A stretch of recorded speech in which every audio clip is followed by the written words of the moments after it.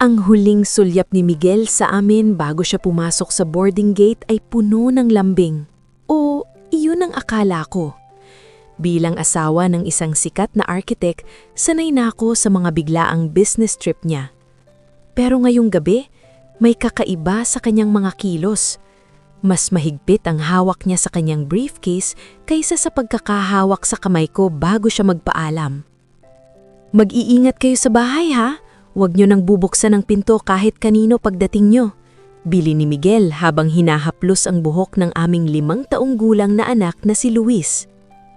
Opo papa, mag-ingat ka rin sa biyahe. Sagot ko habang pilit na itinatago ang lungkot. Hindi ko alam kung bakit pero parang may namumuong kaba sa puso ko na hindi ko maipaliwanag. Nang tuluyan ng mawala si Miguel sa likod ng glass door ng departure area, huminga ako ng malalim. Tara na Luis, gusto mong mag-ice cream muna? Aya ko sa anak ko para mabura ang tensyon na nararamdaman ko. Pero hindi kumikibo si Luis. Nakatitig lang siya sa pinto kung saan pumasok ang kanyang ama. Ang kanyang maliit na kamao ay nakakuyom sa laylayan ng suot kong trench coat. Ang putla ng kanyang mukha sa ilalim ng mga ilaw ng airport. Luis, anak, okay ka lang ba? Lumuhod ako para pantayan siya. Doon ko napansin ang takot sa kanyang mga mata. Isang takot na hindi pangkaraniwan para sa isang batang kakahatid lang sa kanyang tatay. Biglang lumapit si Luis sa tenga ko. Ang kanyang hininga ay mainit, pero ang boses niya ay nanginginig sa takot. Mama, huwag po tayong umuwi sa bahay natin. Bulong niya. Napakunot ang noo ko. Bakit anak? Gabi na andyan ang mga toys mo. Hindi po mama, putol niya sa akin. Halos pabulong na lang ang boses dahil sa sobrang ingat. Kaninang madaling araw, akala ni Papa tulog pa ako. Pumasok siya sa kwarto ko at may kausap siya sa phone. Sabi niya, tuloy ang plano mamayang gabi pagkaalis ko. Siguraduhin niyo na hindi sila makakalabas, walang dapat makaalam. Sila tumigil ang tibok ng puso ko. Hindi ko magawang huminga ng maayos. Baka tungkol sa surprise party niya sa akin yun, Luis? O baka naman sa trabaho? Pilit kong pagdadahilan pero alam kong niloloko ko lang ang sarili ko. Umiling si Luis at sa pagkakataong ito, may tumulong luha sa kanyang mga mata. Hindi po mama, hawak niya yung picture natin na 3. Tapos, binura niya yung mukha natin gamit ang itim na marker habang tumatawa siya ng mahina. Sabi niya, mamayang gabi, mawawala na ang lahat. Mama, takot po ako kay Papa.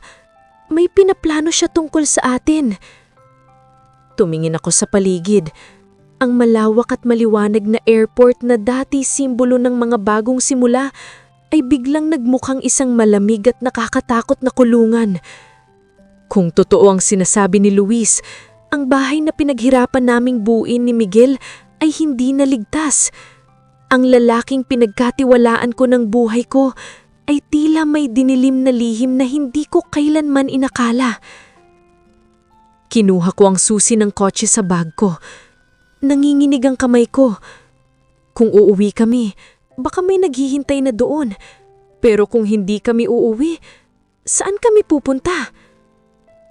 Luis, makinig ka kay Mama. Sabi ko sa kanya habang pinupunasan ang kanyang luha. Hindi muna tayo uuwi sa bahay. Sasakay tayo sa kotse at lalayo tayo rito. Okay? Tumanggo si Luis, pero bago pa kami makahakbang paalis, tumunog ang cellphone ko.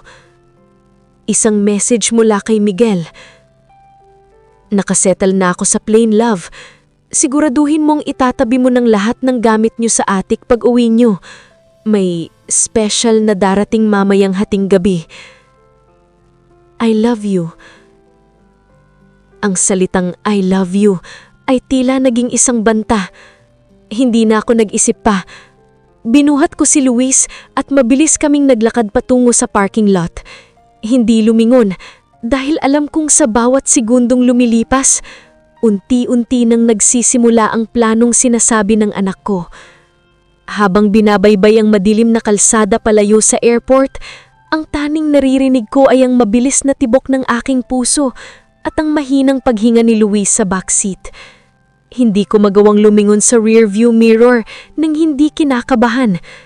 Tila ba sa bawat ilaw ng kasasakyang sumusunod sa amin, si Miguel ang nasa loob niyon. Pinapanood ang bawat galaw namin. Mama, saan po tayo pupunta? Mahinang tanong ni Luis. Yakap niya ang kanyang paboritong stuffed toy. Ang taming bagay na nadala namin mula sa sasakyan. Hindi ko pa alam, anak, pero hindi tayo uuwi sa bahay. Sagot ko. Nanginginig ang boses ko. Saan nga ba ako pupunta? Ang mga magulang ko ay nasa probinsya at ang mga kaibigan namin ay kaibigan din ni Miguel. Kung may balak siyang masama, siguradong doon niya muna kami hahanapin. Biglang pumasok sa isip ko ang isang pangalan. Si Rafael ang huling taong dapat kong hingan ng tulong. Siya ang aking great love noong kolehiyo, ang lalaking iniwan ko para kay Miguel dahil sa pangako ng isang magandang kinabukasan. Balita ko ay isa na siyang matagumpay na interior designer at may sariling studio apartment sa isang exclusive na subdivision sa Manila. Hindi sila malapit ni Miguel. Sa katunayan, galit si Miguel sa kanya. Iyon ang pinakaligtas na lugar na naiisip ko. Pagdating ko sa tapat ng gusali ni Rafael, nag-aalangan ako. Hating gabi na. Ano ang sasabihin ko? Nandito ako dahil natatakot ako sa asawa ko, pero wala na akong ibang mapupuntahan. Pagbaba namin ng sasakyan, mabilis kaming pumasok sa lobby. Pagdating sa tapat ng unit niya, huminga ako ng malalim bago kumatok. Ilang sandali pa, bumukas ang pinto. Bumungad sa akin si Rafael. Nakasuot siya ng salamin at may hawak na sketchpad, tila nagtatrabaho pa kahit madaling araw na. Natigilan siya nang makita ako. Ang kanyang mga mata, na dati puno ng pait noong huli kaming magkita, ay biglang napalitan ng paghalala. Claire, anong ginagawa mo rito? At bakit umiiyak si Luis? Tanong niya. Agad na lumapit para alalayanin ako. Hindi ko na napigilan ang sarili ko. Napaiyak ako sa balikat niya. Ang pamilyar na amoy ng kanyang pabango, amoy ng ulan at kape, ay tila nagbigay sa akin ng panandaliang pakayapaan. Rafael, wala akong mapupuntahan. Si Miguel, may plano siya. Takot kami ng anak ko. Agad kaming pinatuloy ni Rafael. Pinaupo niya kami sa kanyang malambot na sopa at binigyan ng mainit na gatas si Luis. Ang kanyang unit ay puno ng mga painting at disenyo na napakaganda sa mata, lalo sa malamig at istriktong dekorasyon ng bahay namin ni Miguel. Dito muna kayo, walang makakaalam na nandito kayo. Seryosong sabi ni Rafael habang nakatitig sa akin. May kung anong kislap sa mga mata niya. Hindi ito ang tingin ng isang kaibigan lang, kung hindi tingin ng isang taong matagal nang naghihintay na muling magkaroon ng pagkakataon na protektahan ako. Salamat Rafael, pasensya ka na kung nagulo kita, sabi ko habang pinupunasan ang luha ko. Naupo siya sa tabi ko. Hindi masyadong malapit pero sapat para maramdaman ko ang init niya. Claire, kahit kailan hindi ka naging abala sa akin. Alam mo yan. Sandaling tumahimik ang paligid. Sa gitna ng takot ko kay Miguel, may kakaibang kaba ang sumibol sa puso ko dahil sa presensya ni Rafael. Pero bago pa man lumalim ang usapin, tumunog ang cellphone ko sa loob ng bag ko. Isang unknown number ang tumatawag. Tumingin ako kay Rafael, pagkatapos ay kay Luis na tulog na sa sofa. Sinagot ko ang tawag, pero walang nagsasalita sa kabilang linya. Tanging mabigat na paghinga lang ng naririnig ko. Hello? Sino to? Tanong ko. Isang pamilyar na boses ang sumagot, pero hindi ito si Miguel. Mas malalim ito. Mas malamig. Nasaan kayo, Claire? Huwag mong subukang magtago. Alam ni Miguel kung saan kayo pupunta. Napabitaw ako sa cellphone. Tumingin sa akin si Rafael nang may pagtataka. Sino yon? Hindi ako makapagsalita. Kung alam ni Miguel na nandito ako kay Rafael, mas lalo kaming malalagay sa panganib. Dahil sa isip ni Miguel, Ang pagpunta ko rito ay hindi pagtatago, kundi pagtataksil. Nanatiling nakatitig sa akin si Rafael. Ang kanyang mga mata ay puno ng katanungan at matinding pag-aalala. Kinuha niya ang cellphone ko na nalaglag sa carpet at tinignan ng screen. Wala nang rumirehistrong numero. Isang blankong private caller lang ang nakasulat. Claire, sino ang tumawag? Bakit namumutla ka? Tanong ni Rafael sa mahinahong boses, pero bakas ang otoridad dito. Hindi ko agad nagawang sumagot. Ang boses sa kabilang linya ay hindi kay Miguel, pero parang kilala nito ang bawat sulok ng pagkatao ko. Hindi ko alam, Rafael, pero alam nila na nandito ako. Sabi niya, alam ni Miguel kung nasaan ako. Isang mapait na ngiti ang dumaan sa mga labi ni Rafael. Ibig sabihin, alam niyang dito katatakbo sa akin. Dahil hanggang ngayon, iniisip pa rin niya na mayroon pa tayong relasyon. Umiwas ako ng tingin. Hindi ito ang tamang oras para pag-usapan ng nakaraan, pero ang init ng presensya ni Rafael sa maliit na spasyong iyon ay tila lalong nagpapagulo sa isip ko. Lumapit siya sa bintana at maingat na sumilip sa ibaba ng gusli. Huwag kang mag-alala, ang security sa building na ito ay mahigpit. Walang makakapasok dito nang hindi ko alam. Rafael, baka madamay ka lang dito. Ayokong mapahamak dahil sa amin ni Luis. Sabi ko habang tinitignan ng anak ko na mahimbing nang natutulog sa sofa, yakap ang kanyang maliit na unan. Humarap sa akin si Rafael. Sa ilalim ng madilim na ilaw ng kanyang studio, mas lalong tumindi ang kanyang dating. Claire, nakalimutan mo ba? 7 taon akong naghintay ng pagkakataon na maputunayan sa iyo na mas kaya kitang protektahan kaysa sa kanya. Hindi ako papayag na saktan kayo ng kahit na sino, lalo na ng taong dapat sana ay nag-aalaga sa inyo. Naupo si Rafael sa tapat ko. Kinuha ang magkabilang kamay ko. Malamig ang mga daliri ko, pero ang palad niya ay mainit at matatag. Makinig ka. Bukas na bukas, aalis tayo rito. May rest house ang pamilya ko sa Batangas. Walang nakakaalam nun kundi ako lang. Doon, makakapag-isip tayo ng maayos. Pero bago yun, kailangan nating malaman kung sino ang tumawag sa'yo. Biglang tumunog muli ang cellphone, pero pagkakataong ito, isang text message ang dumating. Hindi ito galing sa unknown number. Galing ito sa Attorney Valderrama, ang matalik na kaibigan at legal counsel ni Miguel. Claire, kailangan nating mag-usap ng kaming dalawa lang. Huwag kang uuwi sa bahay niyo. May nalaman akong hindi dapat nalaman ni Miguel. Magkita tayo sa simbahan ng Quiapo bukas ng 8:00 ng umaga. Mag-ingat ka. Napasinghap ako. Si Attorney Valderrama ang tumawag kanina? Pero bakit ganun ang tono ng boses niya sa telepono? Malamig at tila nagbabanta. Anong sabi? Tanong ni Rafael. Ipinakita ko sa kanya ang message. Nanliit ang kanyang mga mata. Masyadong delikado, Claire. Maaaring trap ito. Pwedeng ginagamit ni Miguel ang phone ni Valderrama para mahanap ka. Pero paano kung totoo ang sinasabi niya? Paano kung gusto niyang kaming tulungan ni Luis? Tumayo si Rafael at nagsimulang mag-impake ng ilang gamit sa isang backpack.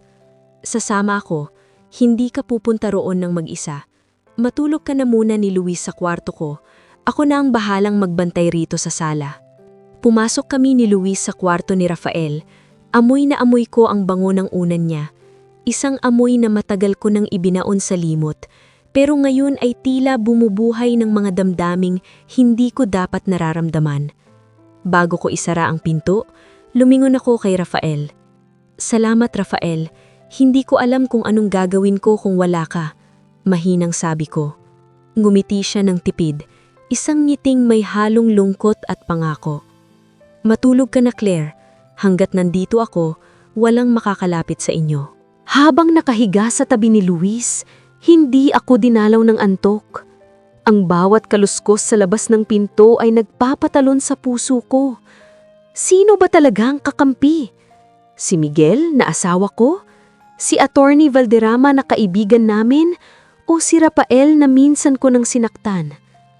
Maaga pa lang ay ramdam na ang init at siksikan sa paligid ng simbahan ng Quiapo.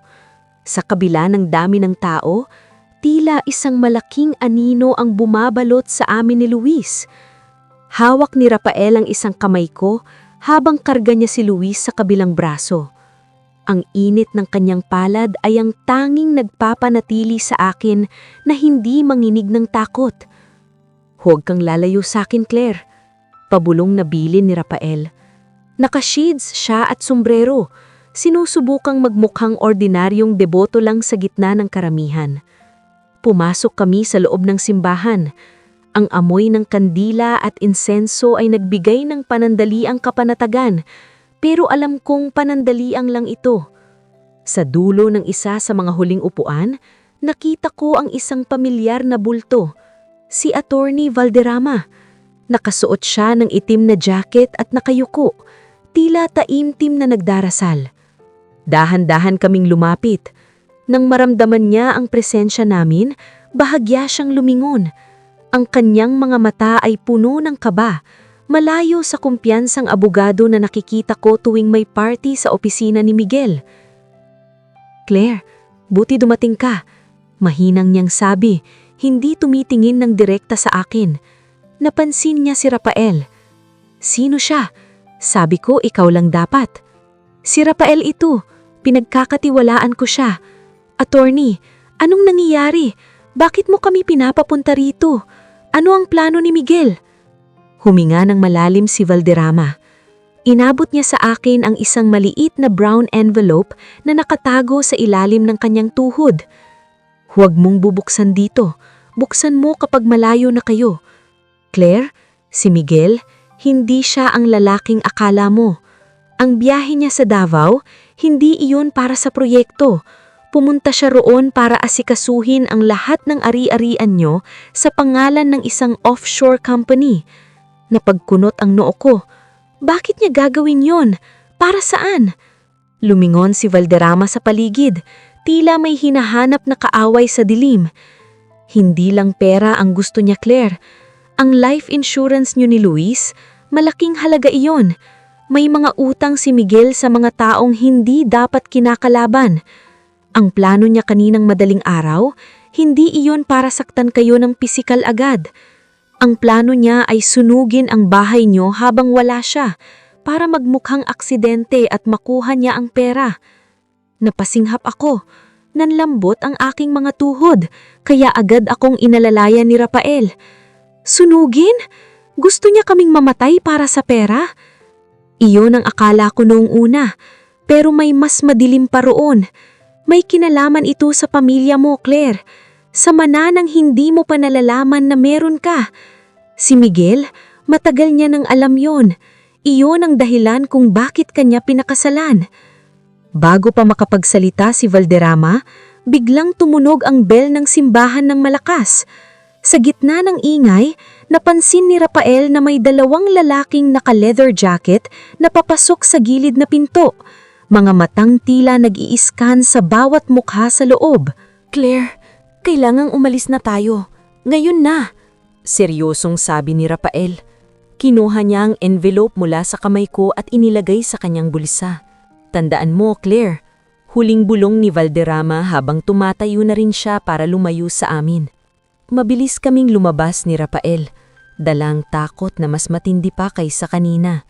Habang naglalakad kami sa masikip na bangketa, naramdaman ko ang paghigpit ng hawak ni Rafael sa akin. Sa gitna ng kaguluhan, lumingon siya sa akin at sa isang saglit, nawala ang takot ko nang makita ko ang determinasyon sa kanyang mga mata. "Hinding-hindi ko papayagang mangyari yon, Claire. Magkakasakitan muna kami bago kanya mahawakan," sabi ni Rafael.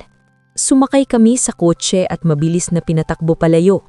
Pero habang tumitingin ako sa rear view mirror, nakita ko ang isa sa mga lalaking naka-leather jacket na nakatayo sa tapat ng simbahan, hawak ang kanyang radyo at nakatingin ng diretso sa aming sasakyan. Huminto kami sa isang lumang motel sa labas ng lungsod, isang lugar na hindi aakalain ni Miguel na pupuntahan ni Rafael. Madilim ang paligid at tanging bituin ang nagbibigay ng liwanag. Pagkapasok sa maliit at payak na silid, agad kong inilapag si Luis sa kama. Dahil sa pagod at takot, mabilis siyang nakatulog muli. Naupo kami ni Rafael sa maliit na mesa sa sulok. Inilabas niya ang brown envelope mula sa kanyang jacket. Nanginginig ang kamay ko habang binubuksan ang selyo nito. Sa loob, may mga lumang dokumento, isang kupas na litrato at isang sulat kamay na testamento. Claire, tignan mo ito. Bulong ni Rafael habang itinuturo ang isang birth certificate. Nanlaki ang mga mata ko. Ang pangalang nakasulat sa aking birth certificate ay hindi ang apelyidong kinalakihan ko. Halip na Santos, ang nakalagay doon ay Claire Ilustre. Ilustre? Sambit ko. Iyan ang apelyido ng mga may-ari ng pinakamalaking shipping line sa bansa. Paanong mangyayari yun? Ang alam ko, anak ako ng mga simpleng magsasaka sa Bulacan. Binasa ni Rafael ang kasamang sulat mula kay Attorney Valderrama. Dito nakasaad, Claire, na ikaw ang nawawalang apo ni Doña Minerva Ilustre. Ang mga kinilala mong magulang ay mga tauhan ng pamilya Ilustre na inutusang itago ka dahil sa gulo ng mana noon. At si Miguel, hindi aksidente ang pagkikita niyo sa college. Napahawak ako sa aking bibig. Ibig mong sabihin, plano niya ang lahat? Ang panliligaw niya, ang kasal namin, lahat yun ay dahil alam niyang kung sino talaga ako? Exactly, sagot ni Rafael. Ang boses niya ay puno ng puot. Alam ni Miguel na sa oras na sumapit ka sa edad na 30, otomatikong mapupunta sa iyo ang bilyong halaga ng assets. Pero may kondisyon sa testamento. Kung mawawala ka bago ang kaarawan mo, ang asawa mo ang magiging tagapangalaga ng mana ni Luis hanggang sa maging 18 siya. Yun ang linis na sinasabi niya sa telepono. Gusto niyang mawala ka para siya ang humawak ng pera. Naramdaman ko ang panlalamig ng buong katawan ko. Ang lalaking niyakap ko tuwing gabi. Ang lalaking pinaggatiwalaan ko ng lahat ay isang halimaw na naglihintay lang ng tamang pagkakataon para itapon ako. Claire, hinawakan ni Rafael ang kamay ko. Ramdam ko ang init at katapatan sa kanyang haplos. Huwag kang matakot. Nandito ako. Hindi lang dahil sa nakaraan nating dalawa, kundi dahil ayaw kong hayaang sirain ka ng taong iyon.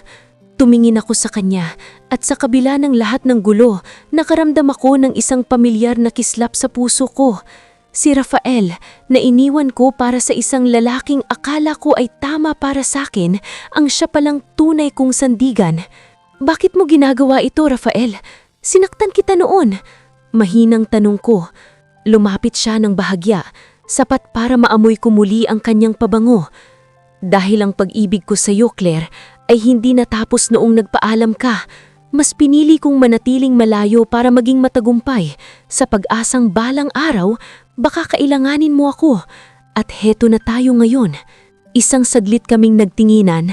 Ang tensyon ng panganib ay tila napalitan ng isang emosyong matagal nang itinago. Pero bago pa man may mangyari, biglang may kumatok ng 3 beses sa pinto ng aming silid. Napatayo si Rafael at agad na kinuha ang isang mabigat na lamp sa tabi ng sahijing. "Sino yan?" Sigaw niya. "Room service po, sir. May pinabigay po na bulaklak para kay Ma'am Claire." Sagot ng isang boses sa labas. Napaatras ako. Wala kaming inorder na kahit ano. Paano nila nalaman na andito kami? Pagtingin ko sa ilalim ng pinto, ay isang itim na sobre ang dahan-dahang isinuot sa paasok sa silid. Nanatiling nakatitig si Rafael sa pinto. Ang buong katawan niya ay alerto. Binitawan niya ang mabigat na lamp nang masiguro niyang wala ng tao sa labas ng hallway. Yumuko siya para kuninin ang itim na sobreng isinuot sa ilalim ng pinto. "Huwag mong hawakan, Rafael. Baka kung ano yan." Pigil ko sa kanya. "Kailangan nating malaman kung ano ang alam nila, Claire." Seryosong sagot niya. Binuksan niya ang sobre. Sa loob ay walang sulat. Sa halip, may isang Polaroid na litrato namin ni Luis habang pababa kami ng sasakyan sa tapat ng motel na ito. Isang kuha na kinuha mula sa malayo, ilang minuto lang ang nakakalipas. Sa likod ng litrato, may nakasulat na pulang tinta. "Napakaganda ng pinili mong tagapagtago, Claire. Pero kahit sa ilalim ng lupa, mahahanap ko kayo. Maligayang anibersaryo sa atin." Napatakip ako ng bibig. Anibersaryo? Bukas ang anibersaryo namin ni Miguel at bukas din ang 30 kaarawan ko. Tumingin sa akin si Rafael. Ang kanyang mga mata ay nagliliyab sa galit. Hindi lang siya nagmamasid. Nandito siya o ang mga tao ni Miguel. "Claire, kailangan nating lumipat. Ngayon din. Pero saan pa tayo pupunta? Kung nahanap nila tayo rito, mahahanap nila tayo kahit saan."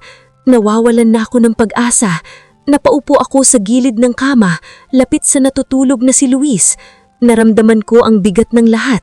Ang katotohanang ang asawa ko ay isang masamang tao, ang lihim ng aking tunay na pamilya at ang panganib na dala ko kay Rafael.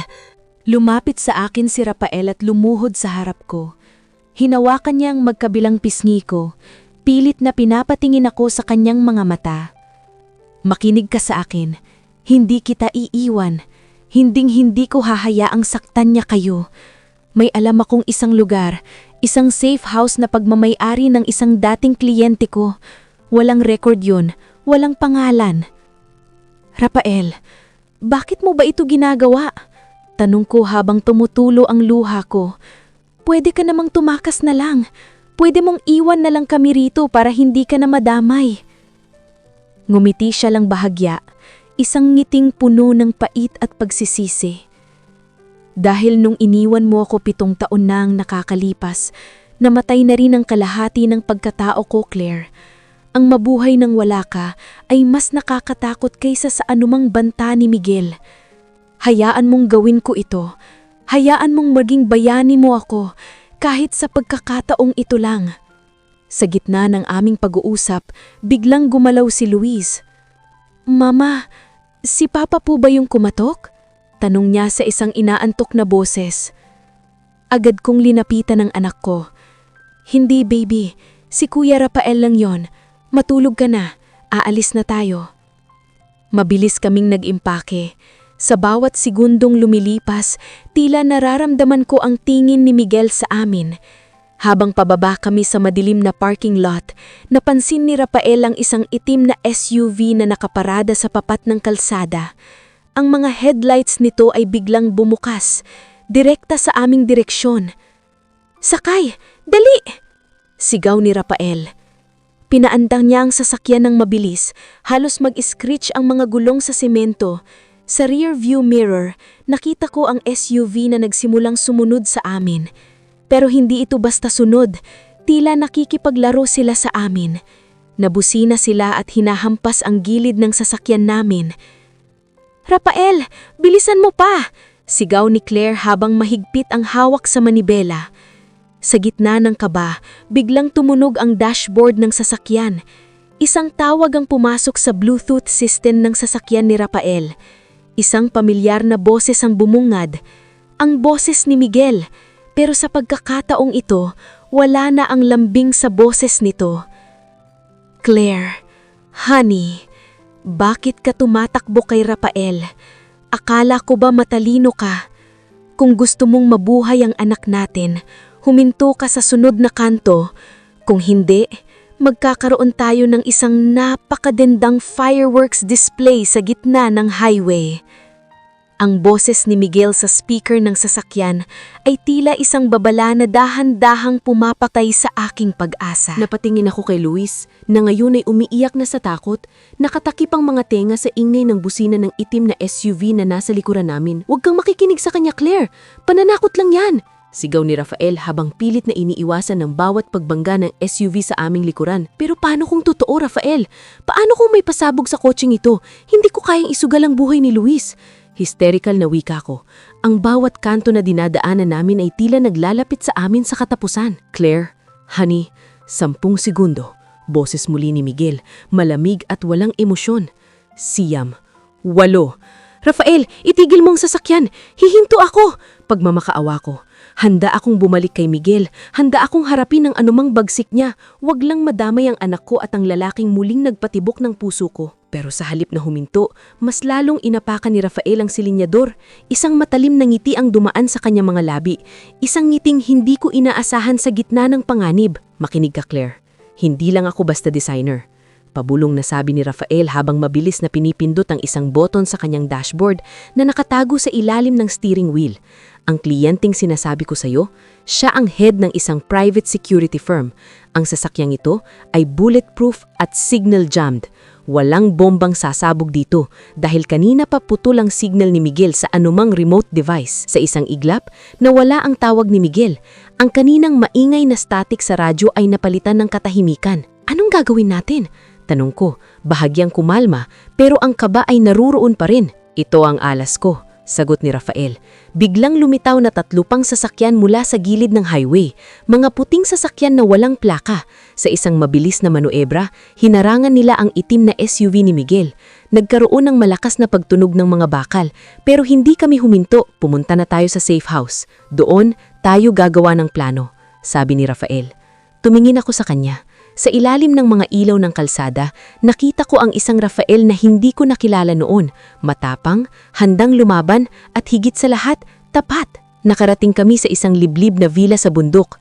Pagkababa ng sasakyan, binuhat ni Rafael ang natutulog na si Luis. Ligtas na tayo rito, Claire. Sa loob ng 24 na oras, matatapos na ang lahat ng ito. Ngunit bago kami pumasok, nakita ko ang isang pamilyar na anino sa veranda ng villa. Isang matandang babae na may hawak ng tungkod, nakasuot ng mamahaling alahas at may mga matang tila nakatingin sa akin. "Welcome home, Claire Ilustre," sabi ng matandang babae. Ang malamig na simoy ng hangin sa bundok ay tila tumataw sa mga buto ko, pero mas tindi ang lamig na naramdaman ko sa titig ng matandang babae, si Doña Minerva Ilustre. Ang kanyang tindig ay bakas ng otoridad at ang bawat alahas sa kanyang daliri ay tila kumikinlang sa buwan ng ilalim. "Lola," halos pabulong na sambit ko. Ang salitang yun ay bago sa aking pandinig, isang titulong kailanman ay hindi ko naisip na itatawag sa isang taong ganito karangya. "Pumasok kayo. Hindi ligtas sa labas," maikling tugon ng matanda. Dinala kami ni Rafael sa isang malawak na sala na puno ng mga antigong muebles. Ibinaba ni Rafael si Luis sa isang malambot na recliner at kinumutan ng bata. Nanatili siyang nakatayo sa tabi ko. Ang kanyang kamay ay nasa likod ko bilang suporta. "Maraming salamat, Rafael. Nagawa mo ang iyong bahagi," sabi ni Doña Minerva habang naupo sa isang silyang parang trono. Tumingin siya sa akin. "Claire, alam kong marami kang tanong. Bakit ka itinago? Bakit si Miguel? Bakit ngayon lang? Sino ba talaga ako at bakit kailangang dumaan sa ganitong panganib?" Tanong ko, pilit na pinatatatag ang aking boses. Huminga ng malalim ang matanda. "Ang iyong ama, ang aking anak, ay pinaslang 30 taon na ang nakakalipas. Hindi ito aksidente, Claire. Pinatay siya ng mga taong gustong makuha ang korporasyon. Nang isilang ka, alam kong ikaw ang susunod na target, kaya gumawa ako ng plano. Ipinagkatiwala kita sa aking pinaka-pinagkakatiwalaang tauhan, ang mga Santos, upang lumaki ka sa isang normal at ligtas na buhay. Pero si Miguel, paano siya nakapasok sa buhay ko?" Dito nagbago ang ekspresyon ni Doña Minerva. Ang kanyang mga mata ay napuno ng pagsisisi. "Si Miguel ay anak ng isa sa mga taong pumatay sa iyong ama. Akala ko, sa pamamagitan ng pagmamasid sa kanya, maproprotektahan kita. Ngunit naging mas matalino ang kanyang pamilya. Nalaman nila ang tungkol sa iyo bago ko pa magawang bawiin kita. Ginamit nila ang pag-ibig para makuha ang iyong tiwala. Ang kasal niyo ay hindi pag-iibigan, Claire. Isa itong long-term heist." Napahawak ako sa mesa. Kaya ganun kadali para sa kanya na saktan kami ni Luis. Dahil para sa kanya, hindi kami pamilya. Investment lang kami. At ngayon, pagpapatuloy ni Doña Minerva, ang gabi bago ang iyong ika-30 kaarawan ay ang huling pagkakataon nila. Bukas, sa oras na pumirma ka sa mga dokumento ng paglilipat ng mana, mawawala na ang kapangyarihan nila. Pero hanggat hindi ka nakakapirma, ikaw at ang iyong anak ay banta sa kanilang plano. Tumingin ako kay Rafael. "At ikaw, Rafael, alam mo rin ba ang lahat ng ito simula pa noong college tayo?" Sandaling natigilan si Rafael. "Claire, noong una, ang trabaho ko lang ay bantayan ka mula sa malayo para kay Doña Minerva. Pero noong nakilala kita, noong naging tayo, nakalimutan ko ang trabaho ko. Minahal kitang ng totoo. At nang iwan mo ako para kay Miguel, hindi ako tumigil ng pagbabantay. Alam kong may mali sa kanya, pero wala akong sapat na ebidensya noon para bawiin kita." Ramdam ko ang pagkalito. Ang lahat ba na nasa paligid ko ay may itinatago? Pero sa gitna ng lahat, ang haplos ni Rafael sa aking balikat ay tila totoo. "Ngayon, Claire, sabi ni Doña Minerva habang inaabot ang isang ballpen at isang makapal na folder. Kailangan mong magpasya. Pipirmahan mo ba ito at tatanggapin ng tungkulin bilang tagapagmamana ng mga ilustre? O hahayaan mong makuha ni Miguel ang lahat at tuluyang kayong mawala ni Luis? Bago ko pa mahawakan ng panulat, biglang namatay lahat ng ilaw sa villa. Ang tanging naririnig ko na lang ay ang malakas na pagbasag ng salamin mula sa bintana at ang pamilyar na boses ni Miguel na umalingaw-ngaw sa dilim. "Happy birthday, Claire! Isang pirma lang at pakakawalan ko kayo." Sa gitna ng nakabibinging nakadiliman, tanging ang mabilis na paghinga ni Luis ang naririnig ko. Naramdaman ko ang mahigpit na paghila ni Rafael sa akin patungo sa likod ng isang malaking sofa. "Dito lang kayo, Claire. Huwag kayong lalayo sa akin." Ang kanyang boses ay puno ng determinasyon. Biglang bumukas ng isang flashlight sa direksyon ng hagdan. Ang liwanag nito ay tumama ng diretso sa mukha ni Doña Minerva na nananatiling nakaupo ng tuwid sa kanyang silya. Tila hindi natitinag ng gulo. "Miguel, lumabas ka. Alam kong nandyan ka," seryosong sabi ng matanda. Isang tawa ang umalingaw-ngaw, isang tawang puno ng poot at tagumpay. Lumabas si Miguel mula sa anino.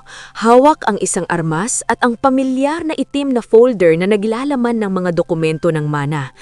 Kasunod niya ang dalawang lalaki na naka-leather jacket na nakita namin sa Quiapo. "Happy birthday, Claire! Akala mo bang matataguan mo ko sa bahay ng lola mong ito?" Wika ni Miguel habang dahan-dahang lumalapit sa amin. "Salamat sa tulong ni Rafael. Nahanap ko kayo ng mas mabilis." Natigilan ako. Tumingin ako kay Rafael na nasa tabi ko. Ang kanyang kamay na kanina ay nakahawak sa akin ay dahan-dahang bumitaw. "Raf, anong ibig niyang sabihin?" "Pasensya ka na, Claire," mahinang sabi ni Rafael, hindi tumitingin sa akin. "Kailangan ko ring protektahan ang sarili ko. Si Miguel, may hawak siyang alas laban sa akin. Ang kumpanya ko, ang reputasyon ko, lahat yon ay nakataya." "Hindi!" Napailing ako. Ang lalaking pinagkatiwalaan ko, ang lalaking akala ko ay magliligtas sa amin, ay muling nagtaksil. "Pati ba ikaw, Raf?" "Huwag kang maniwala sa kanya, Claire," sigaw ni Doña Aurora. "Miguel, tapusin na natin ito. Alam mong hindi mo makukuha ang mana kung wala ang pirma ni Claire." "Yun nga ang plano ko," sagot ni Miguel habang itinuturo ang baril kay Luis. "Claire, pirmahan mo ang dokumento ngayon din o hinding-hindi na makikita ng anak natin ang pagsikat ng araw bukas." Nanginginig ang buong katawan ko. Tumingin ako kay Luis na ngayon ay gising na at umiiyak ng takot. "Papa, bakit mo po ginagawa ito?" tanong ng bata sa gitna ng hikbi. Walang awa na tinignan ni Miguel ang sariling anak. Dahil ang pera ay mas matagal na kasama kaysa sa pamilya, Luis. "Claire, ang panulat. Ngayon na." Dahan-dahan akong tumayo mula sa likod ng sofa. Kinuha ko ang folder na inihagis ni Miguel sa sahig. Habang hawak ko ang panulat, tumingin ako kay Rafael. Nakita ko ang isang pamilyar na kislap sa mga mata niya. Isang senyales na taning kami lang ang nakakaalam noong college kami tuwing may nilalaro kaming kalokohan. Sa isang iglap, bago ko pa maibaba ang panulat sa papel, biglang sumigaw si Rafael. "Ngayon na!" Ginamit niya ang pagkakataon para mapalapit si Miguel sa amin. Sa likod ni Miguel, biglang bumukas ang isa pang pinto at pumasok ang mga armadong lalaki na suot ng uniforme ng security firm ni Rafael. Isang malakas na tunog ang narinig pero hindi ito galing sa armas ni Miguel. Pinatamaan ni Rafael ang chandelier sa itaas na bumagsak ng direkta sa harap ni Miguel na naging sanhi ng pagkabulag nito sa alikabok at liwanag. "Takbo, Claire! Dalhin mo si Luis sa itaas!" sigaw ni Rafael habang nilapitan si Miguel. Nagkagulo sa sala. Ang mga tao ni Miguel at ang mga security ni Rafael ay nagpang-abot. Binuhat ko si Luis at mabilis na tumakbo patungo sa silid ni Doña Minerva. Pagpasok namin, agad kong nilak ang pinto. Sa loob, nakita ko si Doña Minerva na may hawak ding armas. "Huwag kang mag-alala, apo. Tapos na ang pagtatago mo. Ngayong gabi, ang mga ilustre ang magpapasya ng katapusan ng kwentong ito. Ang ingay ng mga putok at sigawan sa ibaba ay unti-unting napalitan ng tunog ng mga sirena ng pulis. Sa loob ng silid ni Doña Minerva, nangatili kaming magkayakap ni Luis. Ramdam ko ang panginginig ng kanyang maliit na katawan, pero sa bawat haplos ko, tila unti-unti kaming kumakalma. Alam kong sa gabing ito, natapos na ang mahabang panahon ng pagtatago at panloloko. Bumukas ang pinto at pumasok si Rafael. May bahagyang galos siya sa noo at punit ang manggas ng kanyang barong, pero ang ngiti sa kanyang mga labi ay puno ng kaginhawaan.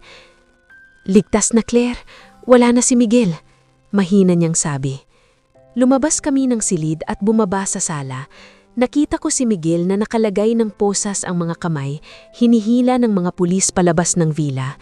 Ang kanyang mga mata, na dati ay puno ng pag-ibig, ngayon ay puno ng puot at kawalan ng pag-asa. Tumingin siya sa akin sa huling pagkakataon, pero hindi na ako nakaramdam ng takot. Taning awa na lang ang natira sa puso ko para sa lalaking mas pinili ang ginto kaysa sa sariling pamilya. "Salamat, Rafael," sabi ni Doña Minerva habang nakatayo sa tabi ko. "Napatunayan mong ang tunay na katapatan ay hindi nabibili ng kahit anong halaga." Lumapit sa akin si Rafael at hinawakan ang aking kamay. Sa pagkakataong ito, wala nang kaba, wala nang takot. "Claire, pasensya na kung kinailangan kong magkunwari kanina para mapalapit sa kanya. Hindi ko kayang isugal ang buhay niyo ni Luis kung hindi ko sigurado ang bawat hakbang." Ngumiti ako at bahagyang sumandal sa kanyang balikat. "Alam ko, Rafael, salamat dahil hindi ka sumuko sa akin kahit na ako ang unang sumuko sa atin noon." Lumipas ang mga buwan. Sa ilalim ng pamumuno ni Doña Minerva, natutunan ko ang pagpapatakbo ng mga negosyo ng mga ilustre. Pero sa kabila ng yaman at kapangyarihan, nanatiling simple ang buhay namin ni Luis. Si Rafael ay nanatili sa aming tabi, hindi bilang isang bodyguard o tauhan, kundi bilang isang katuwang sa buhay na tunay na nagmamahal. Isang hapon, habang pinapanood namin si Luis na naglalaro sa hardin ng villa, tinignan ko si Rafael. "Ano ang aral sa lahat ng ito, Rafael?" Tumingin siya sa akin at hinawakan ang aking kamay ng mahigpit.